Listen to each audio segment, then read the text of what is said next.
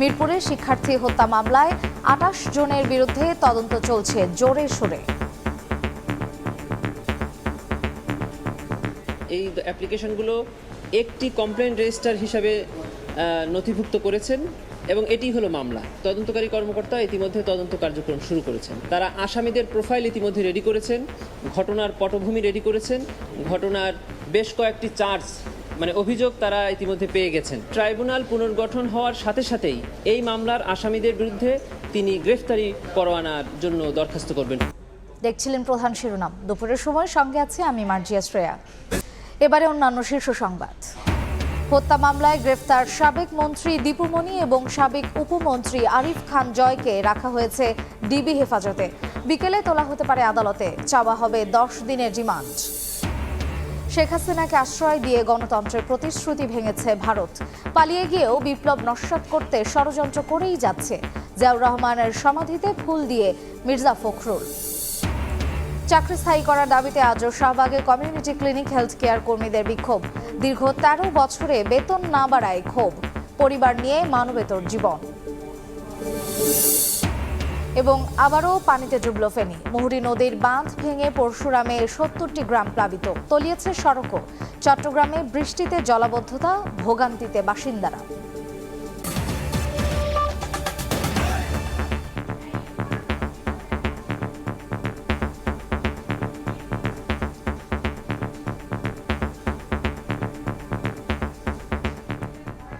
আন্তর্জাতিক অপরাধ ট্রাইব্যুনাল সচল হলেই সাবেক প্রধানমন্ত্রী শেখ হাসিনার গ্রেফতারি পরোয়ানা চাওয়া হবে। ট্রাইব্যুনালের তদন্ত কর্মকর্তা বলছেন, দ্রুত গতিতেই চলছে মানবতাবিরোধী 3টি অভিযোগের তদন্ত।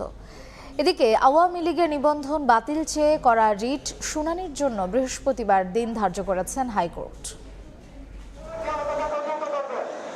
ছাত্র জনতার বিক্ষোভে গুলি ও গণহত্যার অভিযোগে শেখ হাসিনার বিরুদ্ধে এখন পর্যন্ত আন্তর্জাতিক অপরাধ ট্রাইব্যুনালে মামলা হয়েছে 3টি। এসব মামলায় শেখ হাসিনা ছাড়াও তার মন্ত্রিসভার 1 ডজন সাবেক সদস্য এবং 14 দলের নেতাদের নামও রয়েছে। আসামির তালিকায় আছেন পুলিশের সাবেক মহাপরিদর্শক সহ ঊর্ধ্বতন কর্মকর্তারাও। অপরাধের অভিযোগ এসেছে সাবেক প্রধানমন্ত্রী মঙ্গলবার ট্রাইব্যুনালে তদন্ত কর্মকর্তা জানান, ট্রাইব্যুনাল পুনর্গঠন হলেই শেখ হাসিনা সহ যাদের নামে গণহত্যার অভিযোগ এসেছে সবার বিরুদ্ধেই গ্রেফতারি পরোয়ানা চাওয়া হবে। 19 জন আসামি করেছি, তার মধ্যে প্রধান করেছি তৎকালীন প্রধানমন্ত্রী শেখ হাসিনা, তার মন্ত্রী পরিষদের কয়েকজন সদস্য, তৎকালীন পুলিশের আইজিপি, তৎকালীন র্যাবের মহাপরিচালক, তৎকালীন ডিএমপি কমিশনার সহ পুলিশের কয়েকজন ঊর্ধ্বতন কর্মকর্তা, তৎকালীন গণজাগরণ মঞ্চের মুখপাত্র ইমরান এইচ সরকারকে আসামি করেছি এবং শাহরিয়ার কবির, মুনতাসির মামুন সহ ঘাতক দালাল নির্মূল কমিটির বেশ কয়েকজন সদস্যকে আমরা এখানে আসামি করেছি। 71 টিভির তৎকালীন যিনি প্রধান ছিলেন এবং আমি নাম উল্লেখ না করে কয়েকটা টিভির কয়েকজন ঊর্ধ্বতন কর্মকর্তা যারা তৎকালীন কার্যক্রমের সাথে জড়িত ছিলেন এবং এই গণহত্যা একটা মিথ্যা প্রচার এবং প্রোপাগান্ডা করেছিলেন। তিনি আরো জানান, 3টি মামলার তদন্ত হচ্ছে একসঙ্গে। এরই মধ্যে আসামিদের প্রোফাইল তৈরিও সম্পন্ন হয়েছে, মিলেছে অভিযোগের প্রাথমিক প্রমাণও। ট্রাইব্যুনালে এখন পর্যন্ত জুলাই গণহত্যা নিয়ে 3টি অভিযোগ গিয়েছে এবং 3টি অভিযোগই একটা মামলার মাধ্যমেই তদন্ত করা হচ্ছে। এই মুহূর্তে হাইকোর্টে আছেন রিপোর্টার আফজাল হোসেন। বিস্তারিত জানতে সরাসরি যাচ্ছি তার কাছে। শেখ হাসিনা এবং তার মন্ত্রী পরিষদের সাবেক কয়েকজন প্রভাবশালী সদস্য, 1 ডজনেরও বেশি সদস্য এবং 14 দলের বেশ কয়েকজন নেতা বিরুদ্ধে মানবতা বিরোধী অপরাধের অভিযোগ এবং গণহত্যার অভিযোগ আন্তর্জাতিক অপরাধ ট্রাইব্যুনালে দাখিল করা হয়েছে। 3টি অভিযোগ মোট দাখিল করা হয়েছে, যদিও 3টি অভিযোগেরই একসঙ্গে তদন্ত হবে। আজকে তদন্ত কর্মকর্তা আতাউর রহমান, তার সঙ্গে কথা বলেছি, তিনি আমাদেরকে জানিয়েছেন তদন্ত অত্যন্ত দ্রুত গতিতে এগিয়ে চলেছে। একই সঙ্গে যে 3টি অভিযোগ জমা পড়েছে সেই 3টি অভিযোগের যে আসামি যে তালিকা এবং তাদের যে প্রোফাইল সেটিও তৈরি কিন্তু এর মধ্যে সম্পন্ন হয়েছে এবং কয়েকটি অভিযোগের প্রাথমিক প্রমাণও মিলেছে, এমনটি কিন্তু তদন্ত সংস্থা আমাদেরকে জানিয়েছেন। এবং এই মামলাগুলো যিনি করেছেন বা এই অভিযোগগুলো যিনি ট্রাইব্যুনালে দাখিল করেছেন গাজী এম.এস. তামিম, তিনি 2টি অভিযোগ আদালতে দাখিল করেছেন এবং তিনি যেটি আমাদেরকে জানিয়েছেন যে যখন ট্রাইব্যুনাল সচল হবে, যেহেতু ট্রাইব্যুনালের এখন রাষ্ট্রপক্ষের আইনজীবীরা সংকট রয়েছে, রাষ্ট্রপক্ষের সব আইনজীবী পদত্যাগ করেছেন শেখ হাসিনা সরকারের পতনের পরে এবং এবং ট্রাইব্যুনালের 3 জন বিচারক থাকার কথা। এর মধ্যে বিচারক এখন রয়েছেন মাত্র একজন, আরও 2 জন বিচারপতি নিয়োগ দিতে হবে। ট্রাইব্যুনাল যখন পুরোদমে সচল হবে, ট্রাইব্যুনালের কার্যক্রম যখন পুরোদমে চালু হবে, তখন এই যে আসামিদের বিরুদ্ধে শেখ হাসিনা সহ সাবেক আইনমন্ত্রী আনিসুল হক, ওবায়দুল কাদের, সালমান এফ রহমান এবং মোহাম্মদ আরাফাত সহ যাদেরকে আসামি করা হয়েছে তাদের বিরুদ্ধে গ্রেফতারি পরোয়ানা জারির একটি আবেদন করা হবে, এমনটি কিন্তু তদন্ত কর্মকর্তা জানিয়েছেন। এই হলো একটি অংশ। আর হচ্ছে 2013 সালের 5ই মে হেফাজতের যে শাপলা চত্বরে যে সমাবেশ হয়েছিল এবং সেই সমাবেশকে ছত্রভঙ্গ করতে পুলিশ রাতে যে অভিযান চালিয়েছিল, সেই অভিযানে কত সংখ্যক মানুষ মারা গেছে, এর মধ্যে একটি মানবাধিকার সংগঠন অধিকার তারা রিপোর্ট দিয়েছে এবং তারা বলছে যে সেই অভিযানে অন্তত 60 জনের বেশি মানুষ নিহত হয়েছিলেন এবং সেটিকেই গণহত্যা বলে উল্লেখ করা হচ্ছে। এবং সেই গণহত্যার দায়ে শেখ হাসিনা সহ 71-এর ঘাতক দালাল নির্মূল কমিটির সভাপতি শাহরিয়ার কবির, মুনতাসির মামুন, ইমরানের সরকার, গণজাগরণ মঞ্চের মুখপাত্র সহ 19 জনের বিরুদ্ধে একটি অভিযোগ আজকেই আন্তর্জাতিক অপরাধ ট্রাইব্যুনালে জমা পড়েছে এবং সেই বিষয়টি আমাদেরকে নিশ্চিত করেছেন। তো এই ছিল হাইকোর্ট থেকে আমার কাছে সবশেষ খবর। সরাসরি ছিলাম হাইকোর্টে। এই মুহূর্তে মিন্টো রোডে ডিবি কার্যালয়ের সামনে আছেন রিপোর্টার আলামিন তুষার, সরাসরি যাচ্ছি তার কাছে। সদ্য ক্ষমতাচ্যুত দল আওয়ামী লীগের কেন্দ্রীয় কমিটির অন্যতম যুগ্ম সাধারণ সম্পাদক ডক্টর দীপু মনি, যিনি কিনা সমাজ কল্যাণ মন্ত্রণালয়ের দায়িত্বে ছিলেন এবং তার আগে শিক্ষা মন্ত্রণালয়ের দায়িত্ব তিনি পালন করেছেন, এবং আরেকজন যিনি রয়েছেন আসলে সাবেক যে যুব ও ক্রীড়া উপমন্ত্রী আরিফ, তিনিও কিন্তু এখানে অবস্থান করছেন ডিবি কার্যালয়ে। এবং আমরা কিছুক্ষণ আগে দেখেছি যে ডিবি কার্যালয়ের ভেতরে একটি প্রিজন ভ্যান প্রবেশ করেছে। এছাড়াও বাইরে থেকে যেটুকু আসলে দেখা যায় এবং আমরা ভেতর থেকেও কিছু তথ্য পেয়েছি যে ভেতরের যে তৎপরতা সেটা কিন্তু শুরু হয়ে গিয়েছে। যে কোনো সময়ই কিন্তু আসলে তাদেরকে যে আদালতে নেওয়ার যে প্রসেস সেটা কিন্তু আসলে শুরু হয়ে যাবে। আমরা এখনও পর্যন্ত যেটা জানতে পেরেছি যে বিকেল 3টা নাগাদ আনুমানিক তাদেরকে কোর্টে তোলা হবে। এবং এই যে সাবেক যেই উপমন্ত্রী ছিলেন তিনি যেমন তার বিরুদ্ধে যেমন বিভিন্ন মামলা রয়েছে, তেমনিভাবে দীপু মনির বিরুদ্ধেও কিন্তু বেশ কয়েকটি মামলা রয়েছে। বিশেষ করে ছাত্র জনতার যে যে আন্দোলন ছিল সেই সময়ের কিন্তু তার বিরুদ্ধে যে তখনকার যে সহিংসতা সেখানে কিন্তু তাদের বিরুদ্ধে আন্দোলন হয়। এর আগেও কিন্তু গত 13 আগস্ট আইনমন্ত্রী আনিসুল হককেও কিন্তু গ্রেফতার করা হয়েছিল এবং 14 আগস্ট গ্রেফতার করা হয় সাবেক ডাক ও টেলিযোগাযোগ মন্ত্রীকে। তাদেরকেও কিন্তু 10 দিনের করে রিমান্ড চাওয়া হয়েছিল এবং সেভাবে কিন্তু আমরা এখন পর্যন্ত যেটুকু জানতে পেরেছি যে এই যে দীপু মনি রয়েছেন এবং আরেকজন যিনি রয়েছেন তাদেরকেও কিন্তু 10 দিনের রিমান্ড কিন্তু পুলিশ চাইবে, এতটুকু আমরা জানতে পেরেছি এখন পর্যন্ত। যে মূলত আসলে সোমবার সন্ধ্যায় ঢাকার বাড়িধারা ডিওএইচএস এলাকা থেকে দীপু মনিকে গ্রেফতার করা হয় এবং তার 1 ঘন্টা পর মহানগর ধানমন্ডির যে ঢাকার ধানমন্ডি এলাকা থেকে কিন্তু সাবেক যে আরেকজন তিনি আসলে যেমন আরিফ খান জয় তাকে কিন্তু গ্রেফতার করা হয় এবং পরবর্তী সময়ে আসলে দেখা যে তারপর থেকে কিন্তু তারা আসলে এই যে ডিবির যে মূল কার্যালয় সেখানে কিন্তু তিনি অবস্থান করছেন। এবং তারপর আমরা যতটুকু বলতে পারি যে আসলে বিকেল নাগাদ তাদেরকে এখান থেকে নিয়ে যাওয়া হবে এবং তার পরবর্তীতে যে কি হয় সেটা কিন্তু আমরা বলতে পারবো, আমাদের আদালত প্রাঙ্গণে যে রিপোর্টার আছেন তিনি বলতে পারবেন। সেখান থেকে আমরা যে তথ্য পাবো সেটা আমরা আসলে পরবর্তীতে দর্শকদেরকে জানিয়ে দেবো। এই ছিল ডিবি কার্যালয় থেকে আমার কাছে সবশেষ তথ্য। সরাসরি ছিলাম ডিবি কার্যালয়ের সামনে। বাংলাদেশ ব্যাংকে কথা বলছেন governor doctor Ahsan H Mansur, সরাসরি চলে যাচ্ছে সেখানে। লোন অনেক বেড়ে যাবে এবং অনেক বিজনেস হাউস ক্ষতিগ্রস্ত হবে পার্মানেন্টলি, তাদের ক্রেডিট অ্যাক্সেসটা কমে যেতে পারে, ইম্পেয়ার্ড হয়ে যেতে পারে। সেই কারণে তারা এই সংখ্যাটা প্রকাশ করেছেন। আমরা বলেছি যে আমরা এটা দেখব সিচুয়েশনটা এবং আমরা এটা IMF-এর সাথেও আলোচনা করব। এটা একটা কন্ডিশন ইন দ্য প্রোগ্রাম, কাজেই এটাকে হঠাৎ করে আমরা কিছু কমিট করাটা ঠিক হবে না। আলোচনার সাপেক্ষে আস্তে আস্তে আমরা এটা এই ব্যাপারে একটা চূড়ান্ত সিদ্ধান্তে যেতে পারবো, যেটা হয়তো সবার জন্য গ্রহণযোগ্য হবে। তবে আমরা ইন্টারন্যাশনাল স্ট্যান্ডার্ডে যাব সেটা নিয়ে কোনো ব্যত্যয় নেই। ইটস এ ম্যাটার অফ হয়তো এক্সট্রা 3 মাস সময় লাগুক, সেটা আমরা বিবেচনা করব। স্যার একটা প্রশ্ন করতে চাই স্যার, আপনি জানেন যে সরকার পরিবর্তনের পর ব্যাংকগুলোর মধ্যে একটা অস্থিরতা চলছে, বিশেষ করে রাষ্ট্রায়ত্ত 2টা ব্যাংকের কথা একটু নাম ধরে বলতে চাই।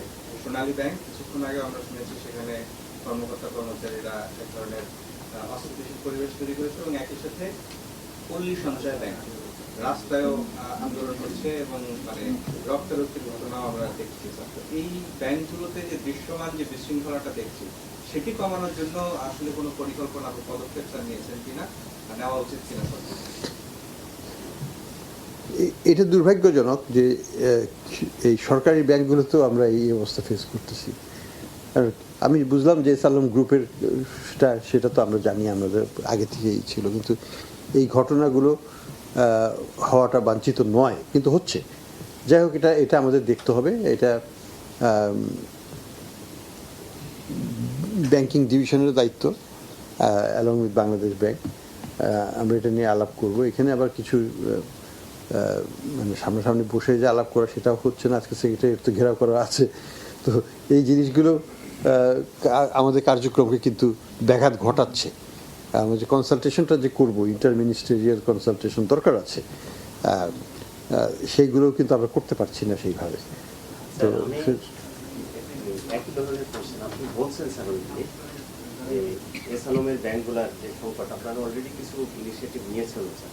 তো এখানে স্যার আপনারা জানেন কিনা যে ইসলামী ব্যাংক ছাড়া বাকি যে 5টা ব্যাংক, ওটা তো আসলে ফুললি এখন এসালমের লোকজন দ্বারাই নিয়ন্ত্রিত এবং কন্ট্রোল হচ্ছে। তো এখানে কিন্তু স্যার প্রচুর ডিপোজিট উঠে যাচ্ছে স্যার, মানে তারা আমাদেরকে জানিয়েছে, নিশ্চয়ই আপনারাও স্যার জানেন, বিশেষ করে এসআইবিএম থেকে প্রচুর ডিপোজিট উইথড্র হয়ে যাচ্ছে। তো এইটা স্যার মানে তারা যেটা বলছে যে যেহেতু মানে এক ধরনের অভিভাবকহীন হয়ে গেছে, আবার তাদেরই কন্ট্রোল আছে, এই কারণে এক ধরনের আস্থাহীনতা তৈরি হয়েছে। ইসলামী ব্যাংকে যেটা স্যার আমরা দেখেছি যে মানে যারা আগে ছিল তাদের ফুল কন্ট্রোলে আছে, কিন্তু বাকি 5টা ব্যাংক কিন্তু স্যার এসালমের কন্ট্রোলে আছে। আবার ধরেন ওরা বুঝছে যে এই আপনাদের সাপোর্ট পাবে না, এরকম একটা অবস্থায় স্যার আপনার কি মেসেজ থাকবে, বা আপনারা এই বিষয়ে কোনো মানে ডিপোজিট উইথড্র হয়ে যাচ্ছে এটা নিয়ে কোনো কিছু করার আছে কিনা? দেখুন, ডিপোজিট রাখা এবং উইথড্র করা এটা হচ্ছে সভরেন রাইট অফ ডিপোজিটার্স। যে ডিপোজিট দিবে তার এটা অধিকার আছে, তাই না? এবং আমি যদি নিরাপদ বোধ না করি, আমি সেই প্রতিষ্ঠান থেকে আমার ডিপোজিট তুলে নেব, এবং ব্যাংক কর্তৃপক্ষই দায়ী এটার জন্য তো আমরা দায়ী নই। তাদের উপরে আস্থাহীনতা হচ্ছে।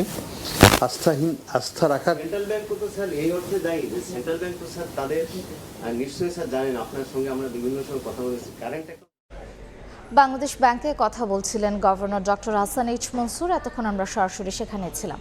অন্তর্বর্তী সরকারের ত্রুটি বিচ্যুতি হলে ছাত্র সমাজ তার সমালোচনা করবে বলে জানিয়েছেন বৈষম্য বিরোধী ছাত্র আন্দোলনের সমন্বয়ক সার্জিস আলম। সকালে রাজধানীর পঙ্গু হাসপাতালে আন্দোলনে আহতদের দেখতে গিয়ে কথা বলেন তিনি। এ সময় আহতরা এখনও পর্যাপ্ত সহযোগিতা পাচ্ছেন না বলে অভিযোগ করেন সার্জিস। আমরা যারা রয়েছি আসলে মাঠে, আমরা একটা প্রেশার গ্রুপ। আমরা যেমন প্রেশারে রেখেছিলাম যখন অন্য কোনো দল ক্ষমতায় ছিল, তখন আমরা এই অন্তর্বর্তীকালীন সরকারকেও প্রেশারেই রাখবো। তারা যেই কাজগুলো তাদের করা উচিত, তারা যদি এই কাজটি না করে, আমরা অবশ্যই তাদের ভুলগুলো তাদের চোখে আঙুল দিয়ে দেখিয়ে দিব এবং সেটি করার জন্য প্রেশার ক্রিয়েট করব। যে ভাই বোনেরা আমাদের জন্য রাস্তায় নেমেছে, তাদের পাশে দাঁড়ানো এখন আমাদের সবচেয়ে বড় দায়বদ্ধতা। সেই জায়গা থেকে আমরা দেখেছি যে সরকারিভাবে যে ফান্ডগুলো আসার কথা, বিভিন্ন প্রসেসের কারণে আমরা বরাবরই শুনে এসেছি যে সরকারি লাল ফিতার একটি দৌরাত্ম্য থাকে, সেই এখন আসলে মুছে যায়নি পুরোটা। এটা হয়তো আস্তে আস্তে কমবে, আমরা সেটার জন্য আশাবাদী। বাট সেই যে তাদের যে সহযোগিতাটি প্রয়োজন, সেটি এখন আমরা ওইভাবে পাচ্ছি না। গণঅভ্যুত্থানে আহতদের চিকিৎসা ত্বরান্বিত করার আহ্বান জানিয়েছেন পরিবেশ, বন ও জলবায়ু পরিবর্তন বিষয়ক উপদেষ্টা সৈয়দা রিজওয়ানা হাসান। প্রধান উপদেষ্টা ডক্টর মোহাম্মদ ইউনূসের সঙ্গে নারী প্রতিনিধিদের এক মতবিনিময় শেষে তিনি কথা জানান। গণঅভ্যুত্থানটা হলো, ছাত্র জনতার আন্দোলনটা হলো, এখানে যত মানুষ আহত হয়েছে তাদের চিকিৎসা প্রক্রিয়াটা ত্বরান্বিত করা। আমরা একটা ফাউন্ডেশন সৃষ্টির মাধ্যমে সেখানে সকলে যারা সাহায্য করতে আগ্রহী তাদের থেকে অর্থ সাহায্য নিয়ে আমরা এই কাজগুলো করব। নারীকে তার অধিকার সম্পর্কে জানালে হবে না, সমাজকে নারী বান্ধব করে ওই শিক্ষার পরিবেশটা আনতে হবে। সেই প্রেক্ষিতেই কল্পনা চাকমার বিষয়ে তনু, রুনি, মুনিয়া এবং নুসরাত তাদের হারিয়ে যাওয়া কিংবা নিহত হয়ে যাওয়া, অবশ্যই দায়ী ব্যক্তিদেরকে তারা যতই শক্তিশালী হোক না কেন বিচারের মুখোমুখি করা হয়। হাজার কোটি টাকা পাচার আর দুর্নীতির পরও দেশ টিকে আছে শ্রমিকের পরিশ্রমে। নতুন বৈষম্যহীন যে বাংলাদেশ হচ্ছে সেখানে শ্রমিকরা আর অবহেলিত থাকবে না বলে জানিয়েছেন আসিফ মাহমুদ সজীব ভূঁইয়া। সকালে সচিবালয়ে কথা বলেন তিনি। প্রধানমন্ত্রীর যেই তহবিল করা হয়েছিল সেখান থেকে মাত্র 19 থেকে 22 কোটি টাকা আপনাদের জন্য খরচ করা হয়েছিল, বাকিটা সেই তহবিলেই রয়ে গেছে। আছে কি লোপাট হয়ে গেছে সেটা আমরা জানি না, তবে আমি চেষ্টা করব যে সেই তহবিলের যেই বাকি অর্থটা রয়েছে সেটা রানা প্লাজা এবং তাজরিন রানা প্লাজার যারা নিহত তাদের পরিবার এবং আহত যারা আছেন তাদের চিকিৎসা এবং পুনর্বাসনের জন্য যেন ব্যয় করা হয় সেটা আমি নিশ্চিত করার চেষ্টা করব। তদন্ত কমিটিটা গঠনে আপনারা শ্রমিক নেতাদের মধ্যে থেকে আপনারা যাকে চুজ করেন তাদের মধ্যে কেউ থাকবে, আমাদের মন্ত্রণালয় থেকে থাকবে এবং সরাসরি আপনাদের পক্ষ থেকে একজন থাকবে। টানা ভারী বৃষ্টিতে ডুবে গেছে বন্দরনগরের চট্টগ্রাম। ঘর থেকে বের হয়ে ভোগান্তিতে পড়েছেন সাধারণ মানুষ। ব্যবসা প্রতিষ্ঠানে পানি প্রবেশ করায় ক্ষতির মুখে ব্যবসায়ীরা। আগামী 2 দিন টানা বৃষ্টিপাতের শঙ্কার কথা জানিয়েছেন আবহাওয়া অফিস। অনেক বিশ্বাসের ক্যামেরায় শফিকুল আলমের প্রতিবেদন। ভোর থেকে মুষলধারে বৃষ্টি, এরপর তলিয়ে গেছে বন্দরনগরী চট্টগ্রাম। কোথাও হাঁটু সমান পানি, আবার কোথাও কোমর সমান পানিতে তলিয়ে গেছে। এতে ঘর থেকে বের হয়ে বিপাকে পড়েন সাধারণ মানুষ। সড়কে পানি উঠায় নষ্ট হচ্ছে যানবাহনের বিভিন্ন ইঞ্জিন, এতে ক্ষতির মুখে চালকরা। এদিকে শুধু সড়ক নয়, পানি উঠে গেছে বিভিন্ন ব্যবসা প্রতিষ্ঠানে, নষ্ট হয়ে যাচ্ছে জিনিসপত্র, এতে ক্ষতির মুখে তারা। পানির জন্য মানুষ চলাফেরা করতে আসে না, ব্যবসা বাণিজ্য হচ্ছে না, রিক্সা চালাতে পারিনি, পাচ্ছি না তো। বেশি খারাপ এরকম অবস্থা, এটা কল্পনার বাইরে ভাই। পানি অনেক ভাই, এখানে এটুকু পানি মনে হয় পানি। আবহাওয়া অফিস বলছে সকাল 6টা থেকে 12টা পর্যন্ত 65 মিলিমিটার বৃষ্টিপাত হয়েছে। আগামী 2 দিন আরও বৃষ্টিপাত হওয়ার আশঙ্কার কথা জানিয়েছেন তারা। শফিকুল আলম, সময় সংবাদ, চট্টগ্রাম। ফেনীর মুহুরী নদীর পানি বিপদসীমার 55 সেন্টিমিটার উপর দিয়ে প্রবাহিত হচ্ছে।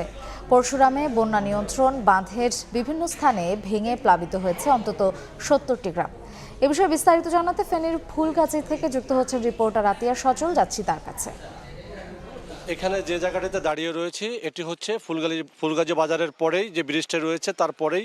এটি মূলত হচ্ছে জেলা সদরের সাথে ফেনীর ফুলগাজী এবং পরশুরামের যে আঞ্চলিক সড়কটি রয়েছে সে আঞ্চলিক সড়কটির মুখেই কিন্তু আমরা হাঁটু পানিরও বেশি জমে আছে। এখান থেকে সড়কটি যত গিয়েছে তত কিন্তু পানির যে উচ্চতা তা কিন্তু তলিয়ে রয়েছে এবং কোথাও কোথাও এই সড়কের বুক পানি পর্যন্ত, অনেক সময় গলা পানি পর্যন্ত হয়ে আছে বলে আমরা যে ছবিগুলো দেখেছি এবং অনেক ভিডিও দেখেছি বা যারা এর পথে যাতায়াত করছে তারা বলছে। তার মানে এই সড়কটি এখন পুরোপুরি কিন্তু যান চলাচলের অনুপযোগী হয়ে পড়েছে। আর আপনাকে যদি বলি যে এই যে ফুলগাজীর যে এই দশায় শুধু নয়, পরশুরাম ফুলগাজীর বাসী যে ফেনীর মুহুরী, কহু এবং সিলোনিয়া যে নদীটিগুলো রয়েছে, এই নদীর দুতীরে 122 কিলোমিটার বন্যা নিয়ন্ত্রণ বাঁধ, সেই বাঁধ কিন্তু ত্রুটিপূর্ণভাবে নির্মিত হওয়ার কারণে গত 1 যুগেরও বেশি সময় ধরে মানুষের দুঃখ লাঘবের পরিবর্তে এই নদীর বাঁধ ভেঙে একাধিকবার বন্যার কবলে পড়ে বছরে একাধিকবার তাদের এমন ভোগান্তির পড়তে হয়।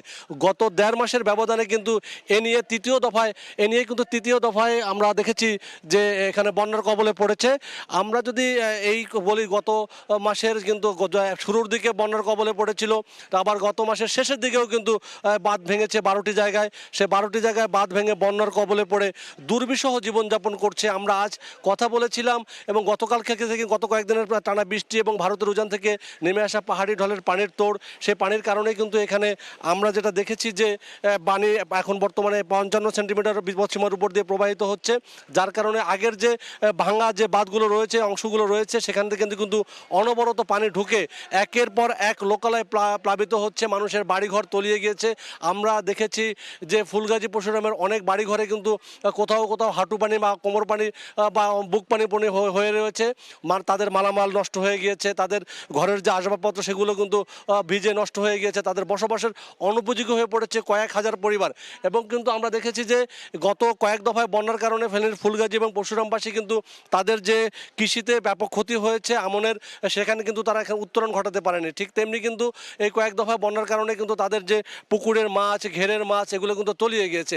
এবং এই দুটি উপজেলার অনেক বাজারের যারা ব্যবসায়ী রয়েছে, শত শত ব্যবসা প্রতিষ্ঠান কিন্তু তলিয়ে তাদের পানামাল নষ্ট হয়ে গেছে। তারা যেটা জানিয়েছেন যে তারা প্রতি বছর একাধিকবার এমন বন্যার কবলে পড়লেও সংশ্লিষ্ট কর্তৃপক্ষরা বারবার আশ্বাস দেয় এটা স্থায়ী সমাধানে, কিন্তু সেই স্থায়ী সমাধানের তারা শুধু আশ্বাসই পেয়ে যায়, এর কোনো বাস্তবায়ন পায় না। তারা বলছে তারা এ ধরনের বন্যায় কোনো ত্রাণের নামে প্রহসন নয়, তারা চায় এই নদীর বাঁধ ভাঙার স্থায়ী সমাধান, যাতে করে তারা এই ধরনের প্রতিবার যে বন্যার কবলে পড়তে হয় তা থেকে স্থায়ী মুক্তি। এই ছিল আমার কাছে এখানকার বাঁধ ভেঙে বন্যার সবশেষ। বৈষম্য বিরোধী ছাত্র আন্দোলনের সময় সংযুক্ত আরব আমিরাতে বিক্ষোভে অংশ নেওয়া 57 প্রবাসী বাংলাদেশিকে আইনি সহায়তা দেওয়া হবে বলে জানিয়েছেন দেশটিতে নিযুক্ত রাষ্ট্রদূত। এসব প্রবাসীদের গ্রেফতার কিংবা তাদের শাস্তির পেছনে কনসুলেটের সম্পৃক্ত থাকার অভিযোগ উড়িয়ে দিয়েছেন কনসাল জেনারেল। শিবলিয়াল সাদিকের রিপোর্ট। বৈষম্য বিরোধী ছাত্র আন্দোলনের সমর্থনে গেল 19 জুলাই সংযুক্ত আরব আমিরাতে কয়েক হাজার প্রবাসী বাংলাদেশি বিক্ষোভ করেন। এই ঘটনার পর দেশটির আদালত 57 বাংলাদেশিকে বিভিন্ন মেয়াদে সাজা প্রদান করেন। গ্রেপ্তার হওয়া এসব প্রবাসীকে আইনি সহায়তা দিতে বাংলাদেশের পররাষ্ট্র মন্ত্রণালয় থেকে আমিরাতে যোগাযোগ করা হয়েছে বলে জানিয়েছেন দেশটিতে নিযুক্ত রাষ্ট্রদূত আবু জাফর। আমাদের পররাষ্ট্র উপদেষ্টা যিনি আছেন প্রেস কনফারেন্সে বলেছেন যে দুই দেশের উচ্চ পর্যায়ে কথা বলার পদক্ষেপ নেওয়া হয়েছে, আমরা সেগুলো নিয়ে কাজ করছি। এদিকে 57 প্রবাসী গ্রেপ্তারের পেছনে দুবাইয়ে নিযুক্ত কনসাল জেনারেলের ইন্ধন রয়েছে এই মর্মে বক্তব্য দেন কয়েকজন আইনজীবী। তবে এইসব বক্তব্যকে ভিত্তিহীন বলে উল্লেখ করেছেন consul general BM Jamal Hossain. অনেকে বলেছেন যে এখানে বাংলাদেশ কনসুলেট জেনারেল সহযোগিতা করে নাই বা তালিকা দিয়েছে, এই বিষয়গুলো একেবারেই ভিত্তিহীন, কারণ এটির কোনো সুযোগই নেই। কারণ হচ্ছে এখানে তালিকা দেওয়ার কোনো সুযোগই নেই, কারণ তারা কাদেরকে অ্যারেস্ট করেছে এটা শুধু তারাই জানে, এটা তো আমাদের পক্ষে জানার সুযোগই নেই। গ্রেপ্তার হওয়া এইসব বাংলাদেশিকে মুক্ত করার বিষয়ে আইনগত সহায়তা দিতে আমিরাতে কাজ করছেন ইলোরা আফরিন নামে এক বাংলাদেশি আইনজীবী। তিনি জানান, সাজাপ্রাপ্ত বাংলাদেশিদের পক্ষে আপিল করতে আর মাত্র 2 দিন সময় রয়েছে। সরকারের কাছ থেকে আমার আবদার থাকবে যে যথাযথ কর্তৃপক্ষ যেন অবশ্যই এখানে ফরেন মিনিস্ট্রি হোক, আমাদের মাননীয় অ্যাডভাইজার, ওনারা যদি এখানে ডিপ্লোম্যাটিক কানেকশনটা ইউজ করে যদি এটার একটা নেগোসিয়েশন আসতে পারে, আমার মনে হয় অনেক অনেক ইজি হবে সবার জন্য। এবং যারা এতদিন ধরে আজ প্রায় 1 মাস ধরে জেলে কাস্টাডিতে, এরা জানে না কোথায় কি করবে, কিভাবে করবে। তো সবকিছু মিলে আমার মনে হয় যে হাই টাইম যে এই জায়গা থেকে সরকারি ইন্টারভেনশনটা দরকার। বাংলাদেশের সঙ্গে সংযুক্ত আরব আমিরাতের বন্ধুত্বপূর্ণ সম্পর্ক দীর্ঘদিনের। দেশটিতে বসবাসরত প্রবাসীরা বলেছেন, দণ্ডপ্রাপ্তদের বিষয়টি নিয়ে আইনি লড়াই না করে কূটনীতিকভাবে সমাধানের চেষ্টা চালানো উচিত। শিবলাল সাদিক, সময় সংবাদ, সংযুক্ত আরব আমিরাত। চলমান এইচএসসির বাকি পরীক্ষা 11 সেপ্টেম্বর থেকে আরও 2 সপ্তাহ পিছিয়ে সেপ্টেম্বরের শেষ সপ্তাহে অনুষ্ঠিত হতে পারে। সকালে শিক্ষা মন্ত্রণালয়ের শিক্ষা উপদেষ্টা ওয়াহিদ উদ্দিন মাহমুদের সভাপতিত্বে সভায় এমন সিদ্ধান্ত হয়েছে। এ বিষয়ে বিস্তারিত জানতে সচিবালয়ে আছেন রিপোর্টার প্রসূন আশিস। সরাসরি যাচ্ছি তার কাছে।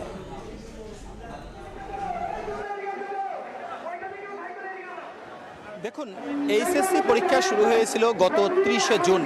30শে জুন পরীক্ষাটি শুরু হওয়ার পরে কয়েকটি পরীক্ষা ঠিক সম্পন্ন হয়েছিল। এরপরেই দেশে যে আন্দোলনটি শুরু হয়, সারা দেশে মূলত কোটা সংস্কার আন্দোলন শুরু হয়। সেই আন্দোলনের পরেই এই এইচএসসি পরীক্ষা বন্ধ হয়ে যায় এবং এরপরে 3 দফায় এই পরীক্ষাটি পিছিয়ে গেছে। তো এরপরেই কিন্তু যারা পরীক্ষার্থী তাদের মধ্যেও একটি মতদ্বৈধতা তৈরি হয়েছে যে তারা পরীক্ষায় কি করে বসবেন। আর সরকারের পক্ষ থেকে এই আন্দোলনের কারণে আর সিদ্ধান্ত নেওয়া যায়নি যে কবে থেকে এই পরীক্ষাটি আসলে শুরু করা যাবে। এরই মধ্যে কোটা সংস্কার আন্দোলনের পরে আওয়ামী লীগ সরকারের পতন হয়েছে এবং আওয়ামী লীগ সরকারের পতনের পরে যে অন্তর্বর্তীকালীন সরকার গঠিত হয়েছে তাদের একটি সিদ্ধান্ত ছিল যে 11ই সেপ্টেম্বর থেকে এই বাকি যে পরীক্ষাগুলো এইচএসসির সেই পরীক্ষাগুলো তারা আবার পুনরায় শুরু করবেন। কিন্তু আমি যদি একটু দেখাই যে এই মুহূর্তে সচিবালয়ের মধ্যে, অর্থাৎ প্রশাসনের কেন্দ্রবিন্দু এই সচিবালয়ের মধ্যে যেখানে সুরক্ষিত জায়গা, সেই জায়গাতে মূলত এইচএসসি পরীক্ষার্থীরা যারা আন্দোলন করছিলেন তারা ঢুকে পড়েছেন এবং শত শত শিক্ষার্থী যারা এইচএসসি পরীক্ষার্থী তারা সচিবালয়ের মধ্যে ঢুকে পড়েছেন এবং তারা একদম সাউন্ড সিস্টেম নিয়ে, মাইক নিয়ে তারা এখানে আন্দোলন করছেন, স্লোগান দিচ্ছেন। মূলত আমি যদি একটু বলি, তাদের যে মূল দাবিটি সেটি হচ্ছে যে তারা আর এইচএসসি পরীক্ষাটি অনুষ্ঠিত হোক এইটি তারা চাচ্ছেন না। তাদের যে বক্তব্য, সেই বক্তব্যটি হচ্ছে যে যে কয়টি এইচএসসি পরীক্ষা যে কয়টি হয়েছে সেই কয়টি পরীক্ষার ভিত্তিতেই তাদের রেজাল্টটি দেওয়া হোক। এরা এমন একটি অবস্থায় কিছুক্ষণ আগে শিক্ষা উপদেষ্টা ওয়াহিদুদ্দিন মাহমুদের সভাপতিত্বে একটি বৈঠক হয়েছে শিক্ষা মন্ত্রণালয় এবং শিক্ষা মন্ত্রণালয়ের কর্মকর্তাদের নিয়ে। সেখানে একটি সিদ্ধান্ত হয়েছে 11ই সেপ্টেম্বর থেকে যে পরীক্ষাটি হওয়ার কথা ছিল সেই পরীক্ষাটি আরও 2 সপ্তাহ পিছিয়ে অর্থাৎ সেপ্টেম্বরের শেষ সপ্তাহে থেকে শুরু হতে পারে। এবং আরেকটি গুরুত্বপূর্ণ সিদ্ধান্ত যেটি হয়েছে আমরা জানতে পেরেছি সেটি হচ্ছে যে 100 নম্বরের প্রশ্নপত্র থাকবে, কিন্তু পরীক্ষাটি হবে 50 নম্বরের মধ্যে, 50 নম্বরের উত্তর দিতে হবে, এর মধ্যে সিদ্ধান্ত হয়েছে। তবে শিক্ষা উপদেষ্টা কোনো কথা বলেননি এবং সেই মিটিংয়ের ছবিও পাওয়া যায়নি। আমরা পরবর্তীতে হয়তো পেলে সেটি জানানোর চেষ্টা করব। মূলত আন্দোলনটি চলছে শিক্ষার্থীদের এবং এরকম একটি সিদ্ধান্ত হয়ে আছে। এই ছিল সচিবালয় থেকে এইচএসসি পরীক্ষার বিষয়ে সবশেষ তথ্য। এইচএসসি পরীক্ষার তারিখ পেছানোর খবর জানতে সরাসরি ছিলাম সচিবালয়ে। রাজধানীর গুলশানে কলেজ ছাত্রী মোসারাত জাহান মুনিয়া হত্যাকাণ্ডের ন্যায় বিচারে বাধা দিয়েছিলেন সাবেক প্রধানমন্ত্রী শেখ হাসিনা, এমন দাবি করেছেন মুনিয়ার স্বজনরা। সকালে রাজধানীর প্রেস ক্লাবে সংবাদ সম্মেলনে এই কথা বলেন তিনি। এ সময় তার অভিযোগ করেন বসুন্ধরা গ্রুপের এমডি সায়েম সোভান সহ হত্যায় জড়িতদের ছাড় দিয়েছে তদন্তকারী সংস্থা। প্রধান উপদেষ্টা ও আইন উপদেষ্টার কাছে হত্যাকাণ্ডের বিচার দাবি করেন তারা। আওয়ামী লীগ সরকারের শাসন আমলে আমি আমার বোনের হত্যার বিচার দাবিতে দাঁড়ে দাঁড়ে ঘুরেও ন্যায় বিচার পাইনি। আমি জানতে পারি তৎকালীন আইনমন্ত্রী আনিসুল হক তার বান্ধবী তৌফিকা করিমকে দিয়ে মোটা অঙ্কের টাকা আনবিরের থেকে ঘুষ নিয়ে মামলা প্রবাহিত করার চেষ্টা করেন। সাবেক প্রধানমন্ত্রী শেখ হাসিনার সাথে সাক্ষাৎ করার জন্য একাধিকবার আবেদন করি। প্রায় 26 পৃষ্ঠার চিঠি একাধিকবার তার দৃষ্টি আকর্ষণ করার চেষ্টা করি, কিন্তু তিনি আমার সাথে সাক্ষাৎ দেননি।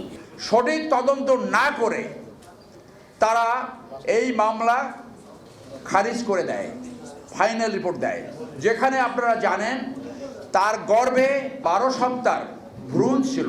ওই বাসায় যেখানে সে নিহত হয়, খুন হয়, সেখানে একজন মানুষ মাত্র যাওয়া আসা করত, সে হলো এই খুনি আনবির। এত কিছু তথ্য থাকার পরেও কি করে ফাইনাল রিপোর্ট পিবিআই দেয়? যুক্তরাষ্ট্রের ডেমোক্রেটিক দলের জাতীয় সম্মেলনের প্রথম দিনে হঠাৎ উপস্থিত হয়ে দলীয় নেতাকর্মীদের চমকে দিয়েছেন মার্কিন প্রেসিডেন্ট প্রার্থী কামালা হ্যারিস। বলেন আসন্ন প্রেসিডেন্ট নির্বাচন হবে ভালো ও খারাপের মধ্যে যুদ্ধ, এতে তার বিজয় সুনিশ্চিত বলে আশাবাদী তিনি। যুক্তরাষ্ট্র থেকে হাসানুজ্জামান সাকির রিপোর্ট। যুক্তরাষ্ট্রের শিকাগোতে চলছে ডেমোক্রেটিক পার্টির জাতীয় সম্মেলন। সোমবার প্রথম দিনে অনেকটা আচমকা উপস্থিত হন আসন্ন নির্বাচনে দলের প্রেসিডেন্ট প্রার্থী মার্কিন ভাইস প্রেসিডেন্ট কামালা হ্যারিস। প্রথম রাতেই তার অনানুষ্ঠানিক প্রতিক্রিয়া জানান, বলেন ন্যায় অন্যায়ের নির্বাচনী যুদ্ধে মার্কিন জনগণেরই বিজয় হবে। সম্মেলনে মার্কিন প্রেসিডেন্ট জো বাইডেনের উপস্থিতি ছিল আবেগঘন। মঞ্চে উপস্থিত হয়ে তাকে বার কয়েক চোখ মুছতে দেখা গেছে। বয়সজনিত বিতর্কের মধ্যে বাইডেন নির্বাচনে তার প্রার্থিতা প্রত্যাহার করে নিয়ে ভাইস প্রেসিডেন্ট কামালা হ্যারিসের নাম প্রেসিডেন্ট প্রার্থী হিসেবে ঘোষণা করেন। এরপর ডেমোক্র্যাট দলের শীর্ষ নেতারা একাট্টা হন কামালার পক্ষে। বাইডেন বলেন কামালাকে বেছে নেয়া তার রাজনৈতিক জীবনের সবচেয়ে ভালো সিদ্ধান্ত।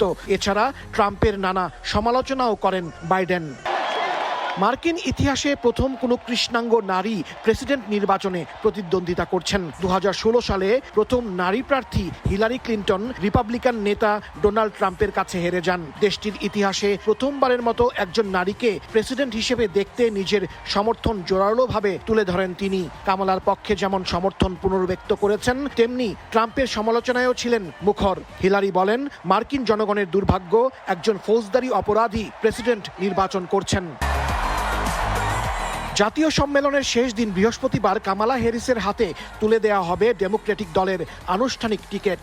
এদিকে মার্কিন গণমাধ্যম ওয়াশিংটন পোস্ট, এবিসি নিউজ সহ কয়েকটি প্রতিষ্ঠানের জরিপে ডোনাল্ড ট্রাম্পের চেয়ে এগিয়ে আছেন কামালা হ্যারিস। রিপাবলিকান পার্টির প্রার্থী ও সাবেক প্রেসিডেন্ট ট্রাম্পের চেয়ে কামালা অন্তত 4 পয়েন্ট এগিয়ে আছেন। জরিপে অংশগ্রহণকারীদের 49% সমর্থন কামালার দিকে, আর ট্রাম্প পেয়েছেন 45% সমর্থন।